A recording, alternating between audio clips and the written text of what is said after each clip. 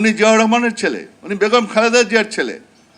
উনি এইভাবে হুট করে উড়ে আইসা জুড়ে বসে নাই।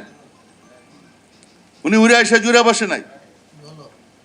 সুতরাং উনি খুব পরিকল্পনা অনুযায়ী আস্তে আস্তে আস্তে আস্তে দেখবেন এই দেশের জনগণকে, কারণ এই জনগণের ভালোবাসা তার মা পেয়েছে, তার বাবা পেয়েছে, শেখ মুজিব পেয়েছে মাত্র 13 জনের জানাজা। এত বড় পলিটিশিয়ান একটা ভালো জানাজা পায় নাই, এটা তার ব্যর্থতা। আর সফলতা আমার নেতা জিয়াউর রহমানের। জিয়াউর রহমানের চেয়ে বড় নেতা ছিল শেখ মুজিব, একটা জানাজা পায় নাই। বেগম খালেদা জিয়া, শেখ হাসিনা মাঝে মাঝে বলে উনি এই ছিলেন সেই ছিলেন, ইডেন কলেজের অমুক ছিলেন, ছাত্র রাজনীতি করছেন, কিন্তু বেগম খালেদা জিয়ার কাছে কোথায় গেলেন? বেগম খালেদা জিয়া কিরকম জানাজা পেল? আজকে অমর হয়ে আছেন। আর আপনি এরকম অসম্মানিত হলেন। এত বড় রাজনৈতিক দল, লজ্জা থাকা উচিত আপনাদের। আওয়ামী লীগের নেতা কর্মীদের লজ্জা থাকা উচিত। তাদের নেত্রী পলায়ে গেল আপনাদেরকে রেখে।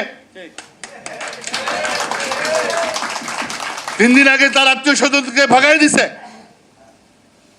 তারপরে টুকটুক টুকটুক করে সে আপনাকে বিমানে উঠলো, বললো তো না আমি যাব না, আমি দেশ ছেড়ে কোথায় যাব? আমার নেত্রী বলেছিলেন আমার বিদেশে কোনো ঠিকানা নাই, আমার ঠিকানা বাংলাদেশ। আমার নেত্রী বেগম খালেদা জিয়া বলেছিলেন আমার বিদেশে কোনো ঠিকানা নাই।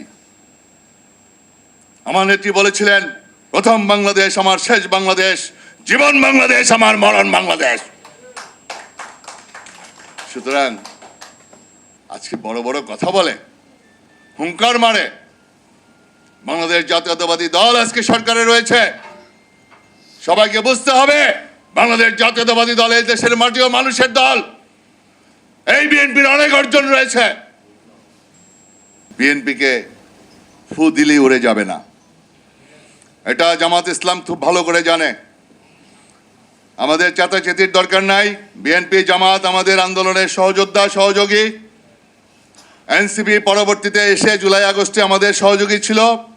জামাত ইসলামের আমির তিনিও বলেছেন যে একজন নেতাকে আজকে স্মরণ করতে হবে জুলাই আগস্ট মাসে, 5ই আগস্টের পরেই বলেছেন, যিনি তাকে শ্রদ্ধা করতে হবে, যদি শ্রদ্ধা না করি ভুল হবে, তিনি হলেন তারেক রহমান।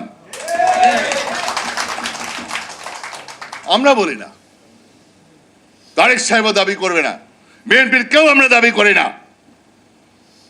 কিন্তু মানুষে বলে, মানুষে যেটা বলবে সেটাই বাস্তব। আমরা সেটা দাবিও করতে চাই না, আমরা একক দাবিও করতে চাই না। সুতরাং আমরা সবাই মিলে এই ফ্যাসিস্ট মাফিয়া সরকারকে আমরা উৎখাত করেছি, বিদায় করেছি, এটাই বাস্তবতা।